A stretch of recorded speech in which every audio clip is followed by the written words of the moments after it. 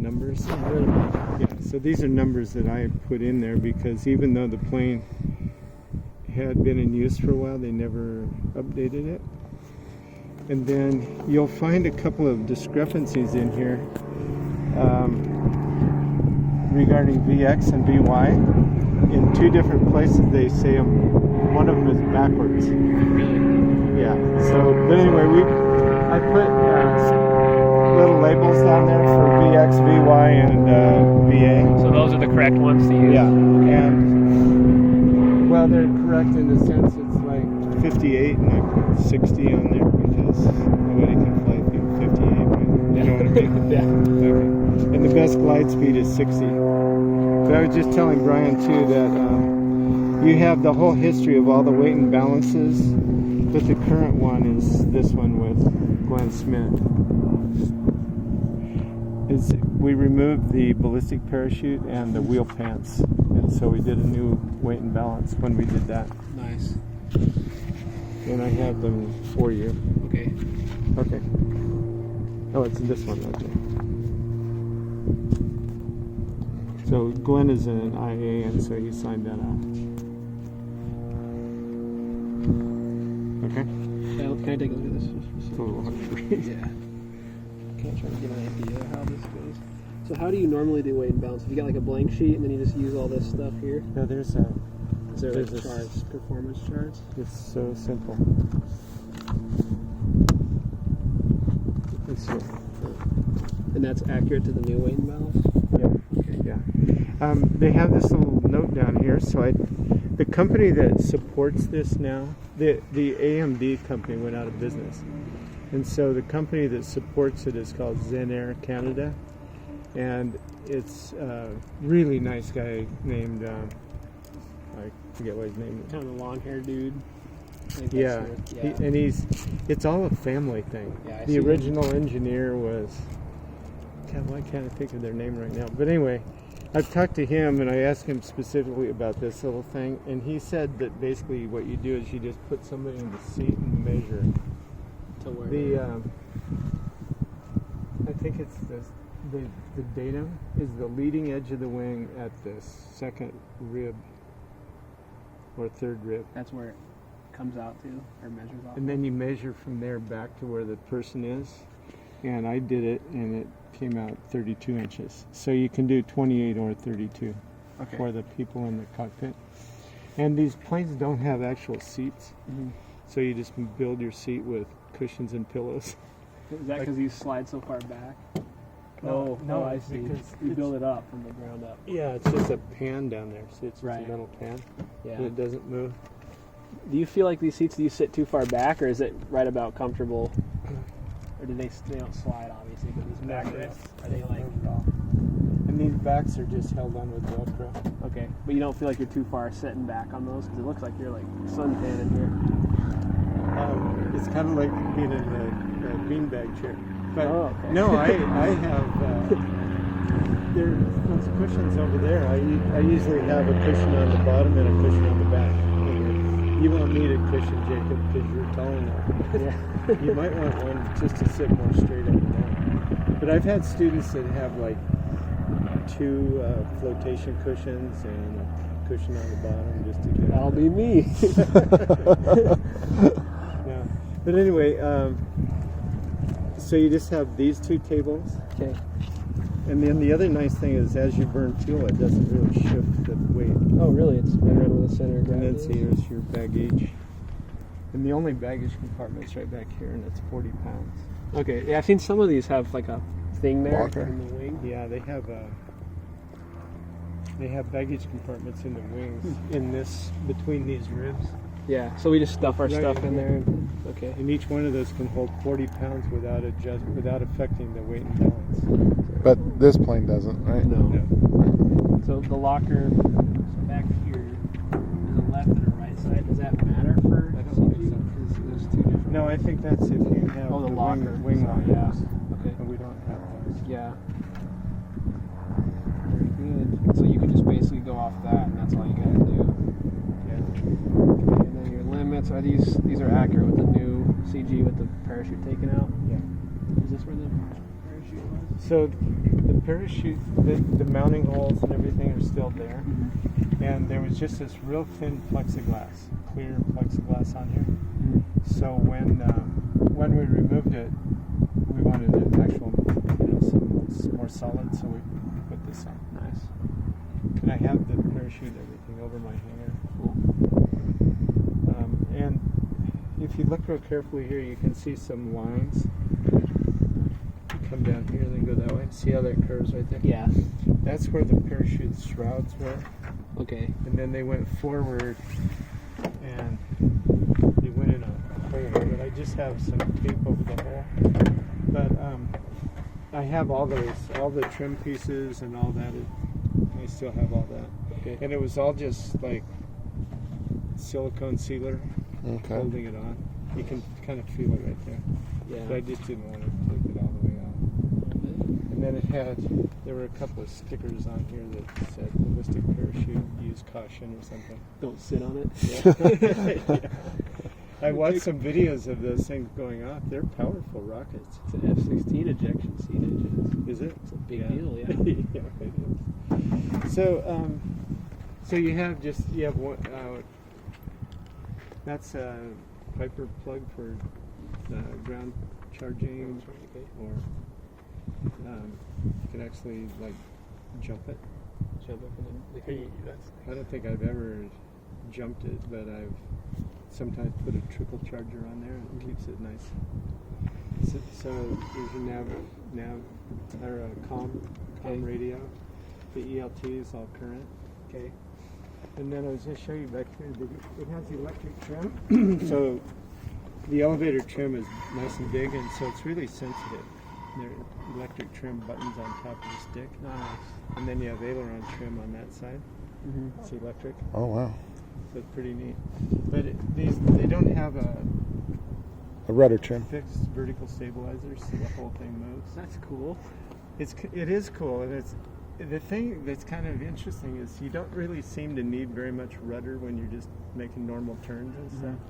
But one of the things you'll find is that every now and then when you take off, you're kind of not exactly coordinated. The rudder gets a little bit not stuck, but aerodynamically it doesn't go all the way to the center. That slipstream that holds it over there. Yeah, so you just have to straighten it, and then it stays where you put So it. what do you mean? You rotate, it doesn't track runway heading, it tries to like kind No, it's more like you're climbing out and you see the balls off of, the wrong side or something, so So you you just kind of chase it. straighten it out and it'll hold. Once you do that, it just stays where you put it. nice. And it had the duck on there when I got it, and nobody knew why. Oh. But I didn't want to mess with it. You don't know why there's a duck? No. We were wondering It why. became kind of famous. Students, people around here really liked it.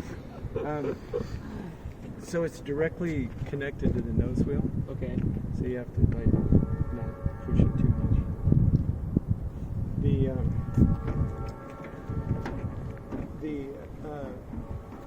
The stairs are behind the center of gravity, so you have to make sure you don't get two people on the stair at the same time, Or else tip or it. the tail hits the ground. Oh no. You It's don't have kind of like the Tiger. There's a little tail skid that flat one's on it. So yeah, just one person at a time. And then I usually put the flaps down, because with the flaps up you can't actually see the stair. Oh really? And I was concerned somebody would like step on the flap or something, so I just kind of got in the habit of doing that. Okay. But then when you have them down, because they're hinged on the bottom, Stuff could roll. yeah, I always really do a real careful check that somebody didn't put a screwdriver or something. Like a pen or something. Yeah. Yeah. Yeah, That would give you a little bit of a problem. exactly. And they're electric flaps. This is full down, so the full flaps is only like 22.5 degrees. Really? So it's not like, big speed brakes. Barn doors. How does it fly with them down? You get more lift and you do drag, does Yeah. it feel like? Oh yeah. So it kind of floats. It's a floater. It'll float. It'll float a lot. In landing, you just put it in that little pitch attitude that it likes, and it'll just land itself in ground effect. Nice. Sometimes you can even feel it hit ground effect. Just like Oh. so it kind of softens it. And you have strobe lights in the wings. And there's no beacon, but you have the strobes. Okay. And then the nav lights. Okay. Very nice. Something, I want to show you back here. One of the things that's required in all of the inspections, the annual inspection, and if you guys are in a club and stuff, you have to do 100 hours maybe, is there's a big trap door under here. If you look, see this whole thing? Phillips screws. Yeah, and it's hinged at the front. So you take all of those out, and you can actually crawl in there if you wanted to. Up underneath here? Yeah, you can get all the way up to the bulkhead behind the seats. Really? And all the way back into here. And check on the cables and Yeah. stuff? Yeah. So is the cables run the elevator and everything as well, or is that torque tubes? Shrouds? No, it's Just just cables? Okay. cables and Are they, do they ever have problems with them? I haven't read of any with these types, but are they pretty reliable? it seems really reliable. I don't remember what year it was, but I think maybe 2 Januaries ago, Yeah. there was an AD to change all the hardware back here. Yeah. Service bulletin, I guess they call them with flight sport planes. But what happened is somebody with a really old home-built one, the horizontal stabilizer came loose, and they crashed in Canada. Oh no. And it turns out they had never done maintenance on it. They had never changed anything. Because these look like pretty high grade nuts on there. Oh, yeah. Grade 8 nuts. Yeah, absolutely. And they got the torque Yeah, stuff on them. absolutely. But being able to get in there was easy. Made this a lot easier to get to To that. crawl up through. Yeah, except there's kind of a... Yeah, anyway, it's a little bit hard to get beyond here. Yeah. Beyond There's a bulkhead right there.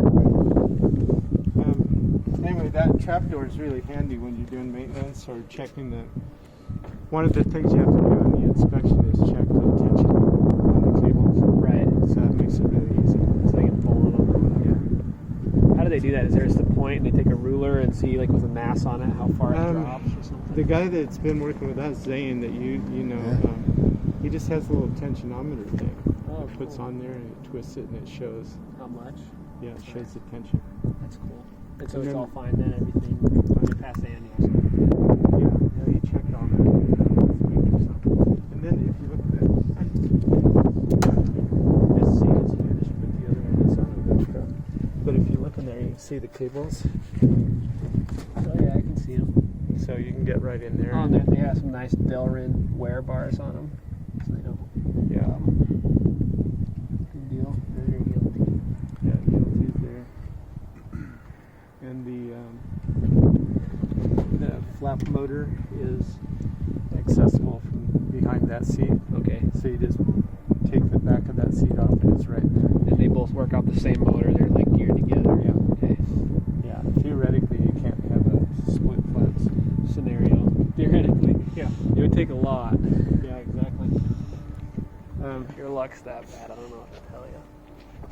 So anyway, is this helpful? I'm just kind Yeah. of telling Yeah, you the that's things awesome. that are kind of different. Got a stall warning. Stall warning. We had a little scratch right here, so we did some touch-up paint, and I have, I think, half a quart of this paint. That make sure you take that with you too. The so it's 15 usable in each tank and 1 gallon unusable. Okay. So you have 28 total. Okay. And then you can usually see it in there. If it's filled to the bottom of this lip right here, it's 15 gallons. Okay. So 15 is right to the top. Do you have a dipstick or any way? Well, because of the dihedral, not really. Do you have a way to measure underneath, or do you just kind of eyeball?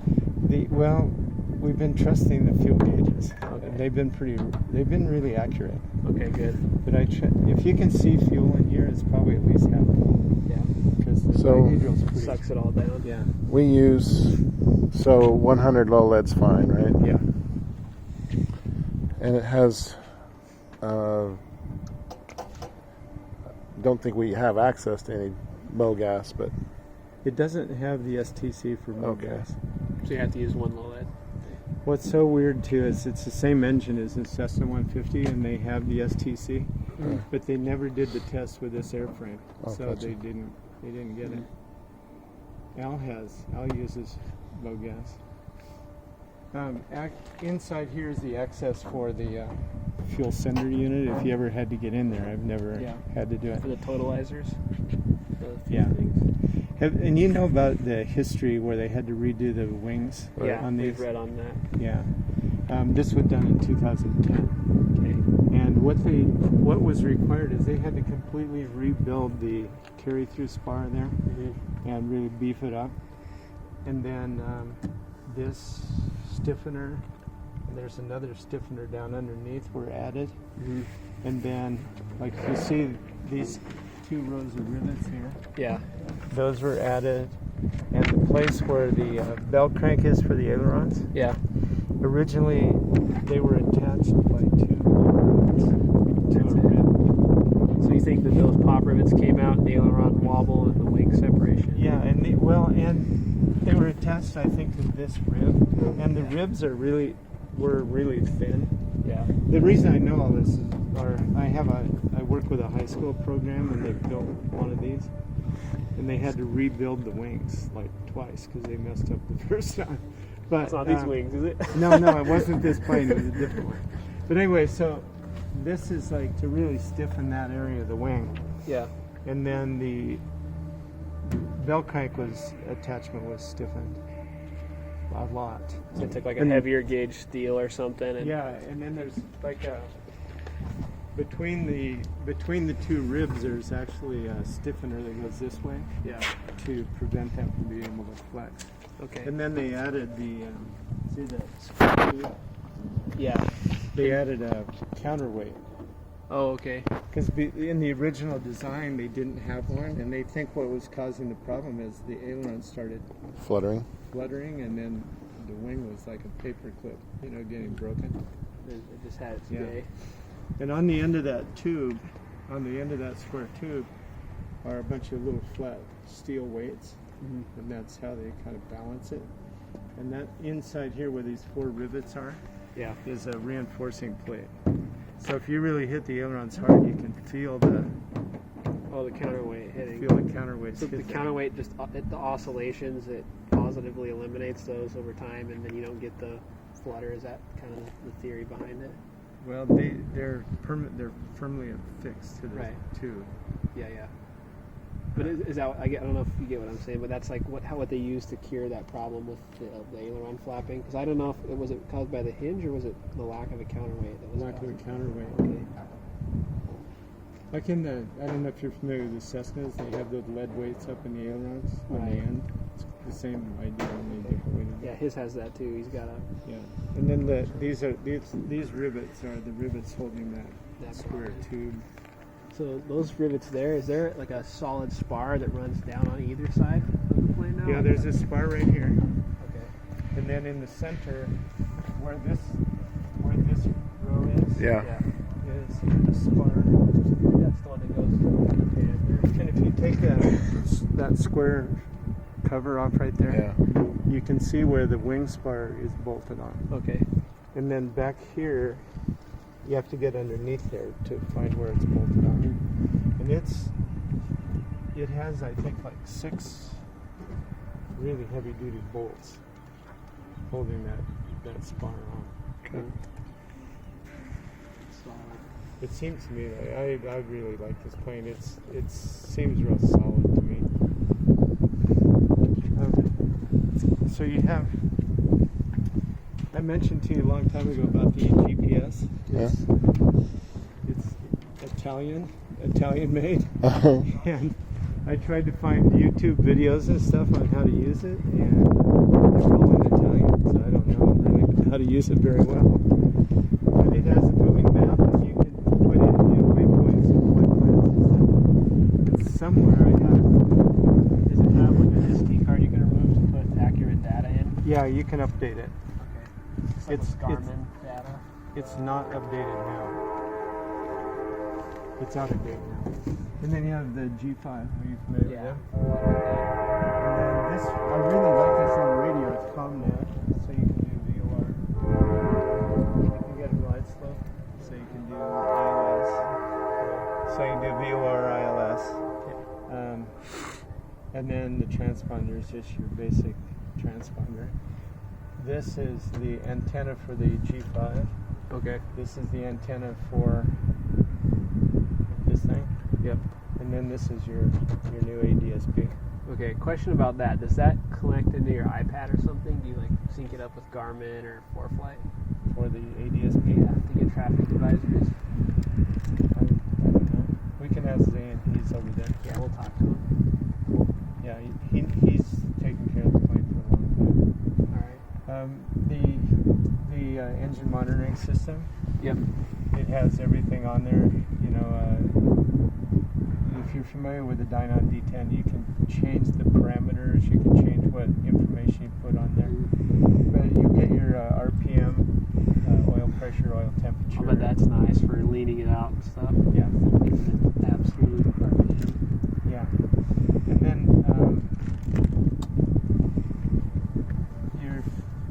it's just 3 positions, right? Left, right, off. You have to pull this up to turn it off. Mm-hmm. And then once it's off, you have to pull that up to turn it back on. And on the back of here is like the POH emergency procedures. So over here you have the 4 trim buttons. Yeah.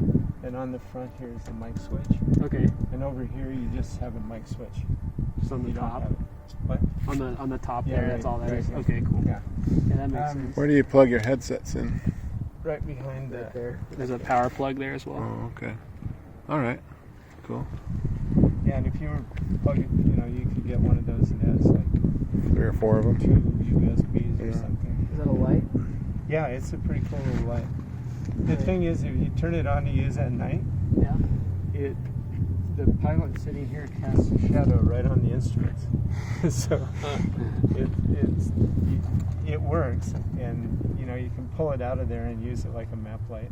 Cool. So what do you do then to get this stuff lit up for night flight? It has lights. All the instruments are lit? Yeah. I think it does. Now that I'm thinking about it, maybe it just has a light here. I think I just used I have a little clip-on light that I would just clip on over there and it would shine On your instruments. Yeah. Obviously you don't do anything else. Yeah. You don't have map pockets or a glove box. That's kind of irritating sometimes if you have stuff that you want to get to.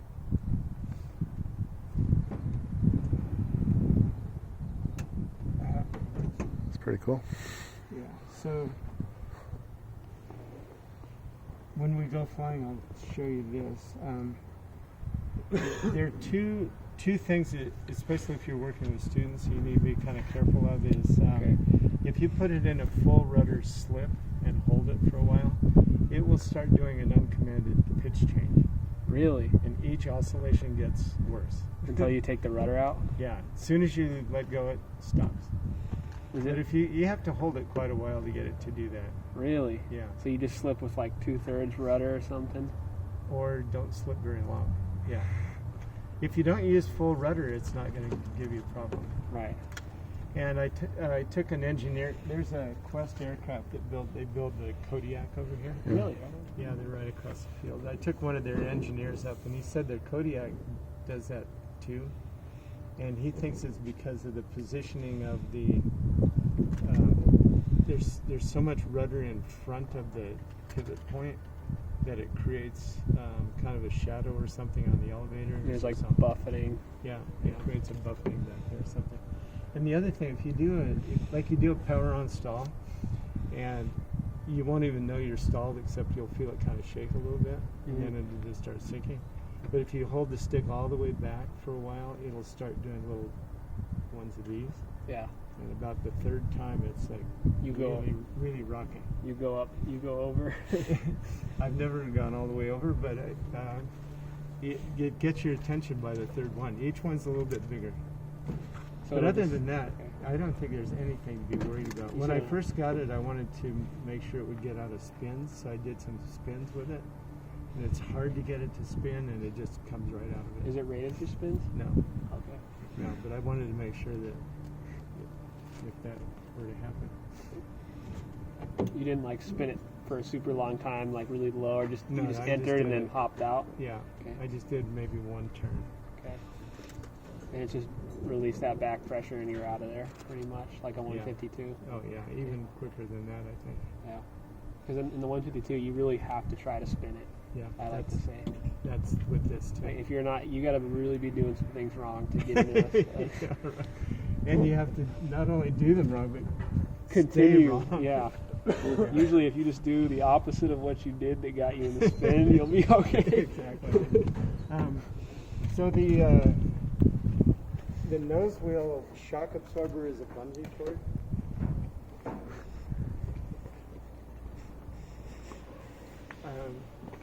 So mounted right here, right at the, where the post comes up, Yeah.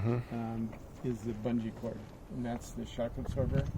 And then there's a plate, like a block on there, that if the bungee breaks, it's supposed to stop it, so it can't hit the front. Okay. And then, so what's in there now is 15W50, All right. and it's right about 5 quarts. And it has a oil filter. Okay. Okay. A lot of them don't. But if you top it off at 6, it's just going to blow it out down to about 5. Okay. And then it will run for a long time at like 5 to 4.5, right in that range. Mm-hmm. So what I tell people is, like, this is the same engine in my 150. So what I tell people there is, if it's at 4, I wouldn't start the engine. But if you're 4.5 or above, you're A-okay. Okay. So just keep it 4.5 to 5, and you're fine. That's what we do. Anything higher, does it just come right out the blowout and flight? And Yeah, and it all doesn't over come your out right wings? away, but over a period of a few flights, it'll come out. Okay. And every now and then we'll get a little drip on the nose, and we don't know where that comes from. But a long time ago, Zane installed a different type of pushrod tube seals, where they're on a spring, so you don't have to remove the cylinder if you had a leak. And so those are in there too. That was kind of an upgrade. Mm-hmm. These little, we had Zane check this out, but these are not actually cracks, they're just gel coat cracks. Okay. So they don't go any further. That's than aluminum. It's plastic of some kind. So we had a question about your propeller. It's a whirl something? Warp drive. Warp drive? Yeah, warp drive. Sounds pretty cool. Yeah. They make props for airboats and airplanes. Okay. So they have a big website for airboats. How do you engage the warp drive? Yeah, exactly. Oh, that's what I want. They left that out of the manual. So the mounting bolts, just like on any prop, are like 6 big bolts that are safety wired. Mm-hmm. And then if you want to change the pitch of the prop, you loosen those, and then you loosen these 2. Okay. And then you make the adjustment, and we have a protractor that you can do that with. Okay. And then you torque them back. And these are only torqued to like 10 foot-pounds or something. So you have to use a calibrated torque wrench to make sure you're getting the same torque. Yeah, and in the one of the things in here is the maintenance manual. So it has like the whole checklist of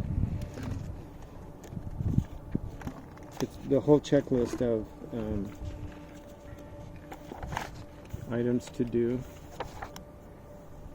on an inspection. Oh, okay. So this is really, according to Zane and another mechanic, actually, that guy, they really like this because it gives them a really definite. And we pencil. You'll see when you go through this, we penciled in a lot of the correct numbers. Oh, okay. Because they're found elsewhere. In the book, it doesn't actually tell you exactly what those numbers are, but these are all correct. Okay. Okay. That's just for deflections. Well, deflection and the cable tensions. Okay. Oh, okay. But anyway, the reason I pulled this out is in here are the instructions for the propeller. Where at? There's this little folder thing here. That should tell you how to adjust it. Yeah, it tells you how to adjust it, and then it tells you the torque values. Have you done that much? Like, do you do that very often, or Well, you found a good setting that works and you more or less just stay with where it's set right now is just kind of an in-between setting. It's not a real climb prop or real cruise prop. Okay. We have really extreme temperatures here, probably like you do. We get down really cold in the winter.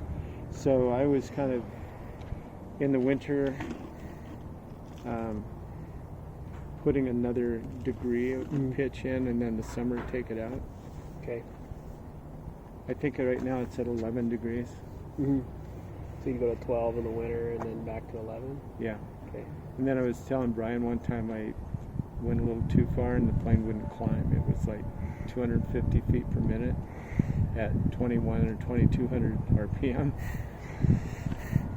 So you're probably going really fast in cruise. It was pulling. So I just came back and took it out. But anyway, I'll show you the little protractor and stuff. It's over in the hangar. Okay. As long as both those are torqued, you're not going to have a problem. Yeah.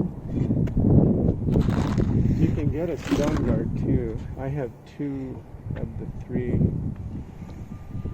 It's just a plastic thing that goes over the nickel. Really small propellers. Yeah, it is. Also, I think I have another brand new hub. One time we suspected there was a crack in the hub, so I called Warp Drive and they just sent me a new one. But I sent the old one back, and they never told me whether it was actually cracked or if it was just surface mark. Looks like someone sanded this pretty good right here. Yeah, that could be a different bug. It's been like that for a long time. And then I was telling Brian these holes were in it when I got it. And they were probably something from when they installed the cowling. Like they pushed it on too hard or something? Yeah, it's kind of what it looks like. And when you look on the inside of there, they put some kind of a gummy stuff, you know, to seal the holes. Yeah. As far as climbing out and engine temperatures, It tends to run right around 210. I'm glad you mentioned that, though. If you look up forward, see where a couple of, I don't even remember what it was. If the dyno gets really hot, it flicks itself off. Okay. You know, like an iPad. Yeah. And so I took out the original insulation, which was just one of those real thin, like silver things, and put this really kind of heavy duty stuff in there. Okay. So that insulation really helped kind of cool this down. But if you look up there, see that hole? By the rudder pedals? Yeah. Yeah. That's the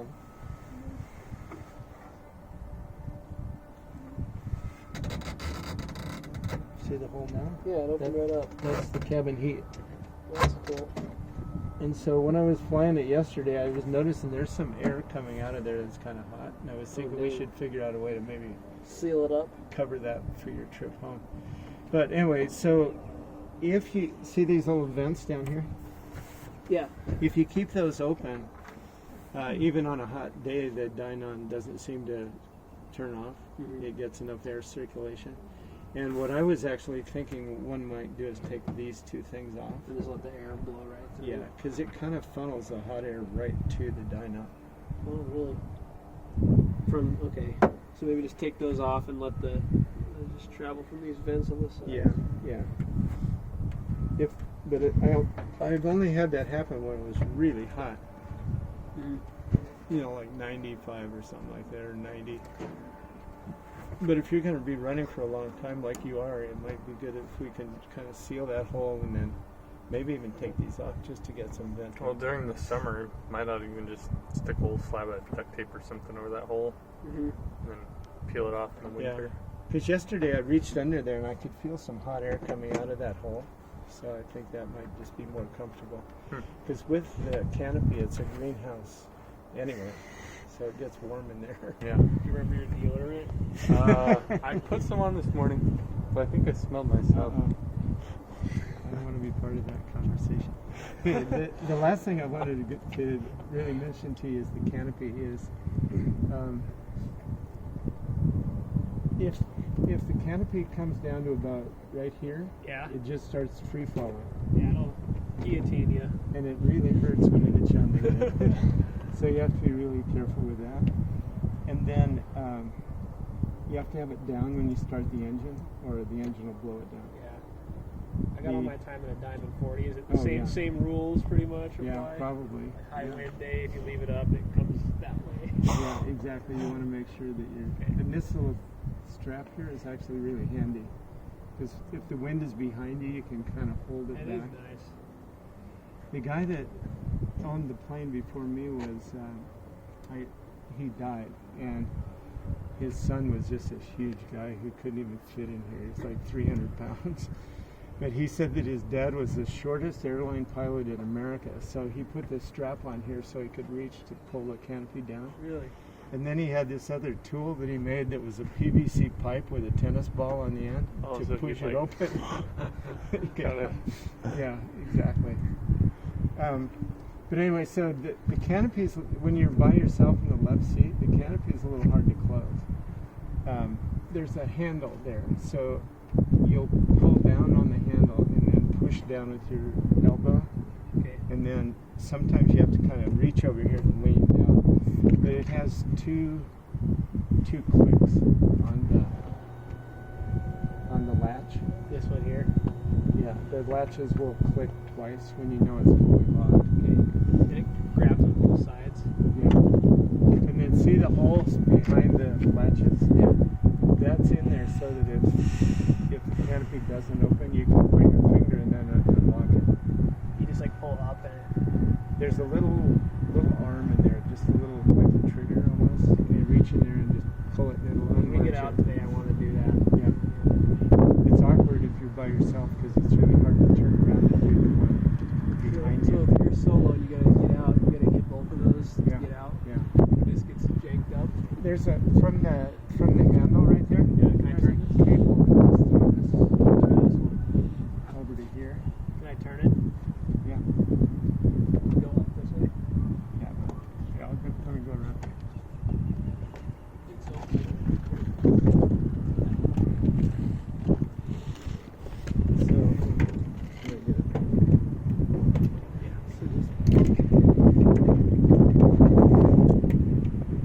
So when it locks, it's gonna it'll click like that, okay.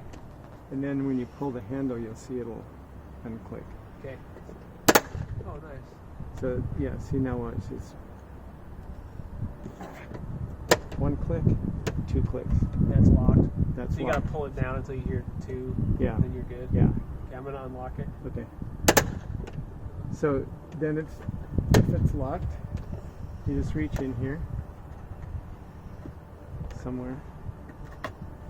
And it opens. Yeah. So you're just pushing down. Okay. I see that little spring loaded. So that's your emergency egress procedure. If you can squat more than 200, then the windows come out too. Yeah. These little air vents, if you have them full forward, it blows a lot of air. If you turn them back, it actually sucks air out. Really? So maybe that might be a medium. yeah. If you're talking like having the open scoop forward, that'll waste you. Yeah.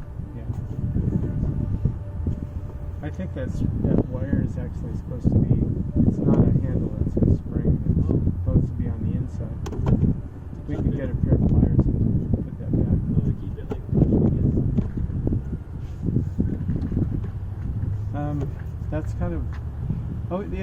So I've talked to a couple people who had the canopy come completely unlatched in flight, and they said what it did is it came up about this high and just stayed there. And the thing that happens though is you get a lot of wind in your face, and it creates a lot of drag. So he said that the one guy I talked to in person said that you had to have full power to maintain level flight. Really? But when you read the checklist for canopy open in flight is don't touch it, just fly the plane. Really? You don't want you up thinking with it, trying to pull it down. Yeah. I read a story, I think it's true, that a canopy came open on one of these, and there were two pilots in the plane, and the guy in the left seat tried to reach back and pick it down. And in the process, he hit the stick. They went out. And it went over, this thing went up, and he flew out of the plane. The other guy landed the plane. But I've never had that happen, but I have had a couple of times, especially when I was new. We're going to do that to somebody. But a couple about that earlier. I've had a couple of times where it seemed like it was latched, but it wasn't quite. And when you just start your takeoff roll, if you can see light underneath there, it's not latched all the way. You got problems. Well, it's not really a problem. I've flown a lot with a little gap there. Do these ever have a problem with the canopies coming clear off? Because in the Diamond we've lost the canopy. I don't think so. I don't think so. Yeah, it looks like some pretty fast. Yeah, it's pretty heavy.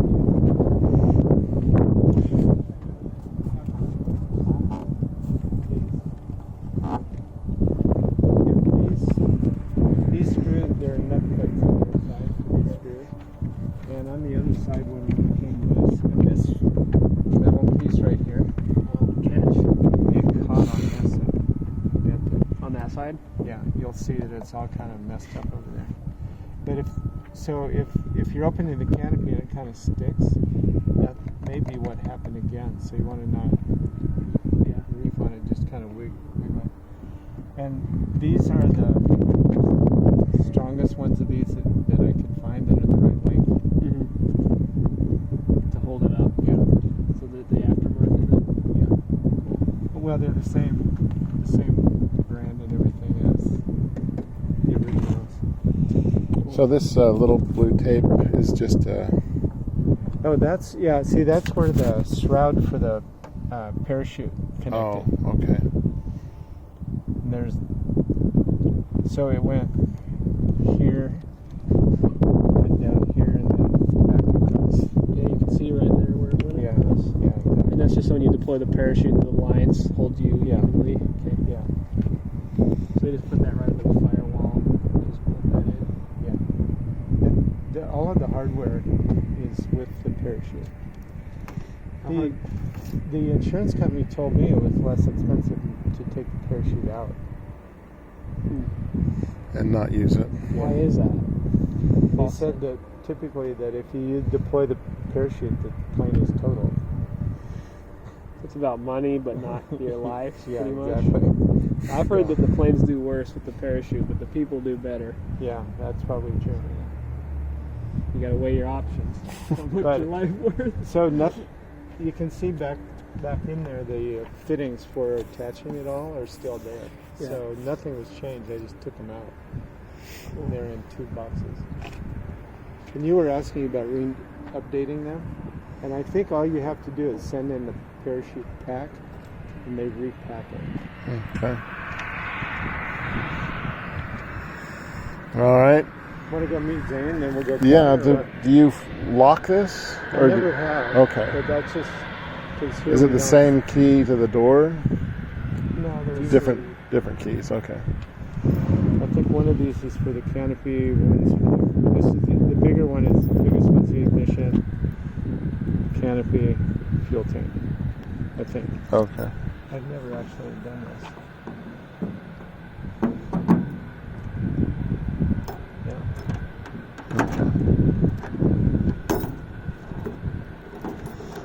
We shouldn't have to do that in Preston, Idaho. No. But Leading Edge and Logan, they're water. Leading Edge would come and sabotage you. If what? Leading Edge. Unlocked. Leading Edge would come and sand you or something. Now, as far as fuel subs for each one, where are they located? Oh, just right there. Yeah. And there's a gascolator Under there. Right there. Yeah. So it's just the 3 points. Nice. Okay. go in the hangar. I'll find the thing for you. Okay. Now, as far as steering controllability, is it better like on the differential brakes, or do you just kind of use a little bit of both? I just use the nose wheel steering. Yeah. The rudders. Yeah, unless I need to make a real tight turn. Kind of like then a the brakes Cessna will or help. something? What? Like a Cessna, basically. You just It's feel it. yeah, it's almost exactly the same. Okay. The shape of the pedals is such that for what it just seemed like it's hard not to have the brakes on unless you're way down at the very bottom of the pedal. Oh, you're right. Yeah, they're pretty big on the top there with the brakes. Yeah. So you push them, and just the shape of them, it tends to put a little bit of brakes on. So you gotta be real careful to keep those heels on the floor. Yeah, exactly. But people should do that anyway. Yeah. Okay, so as far as your pre-flight inspection of the engine, you just look through here. Yeah. Okay. Yeah. Okay.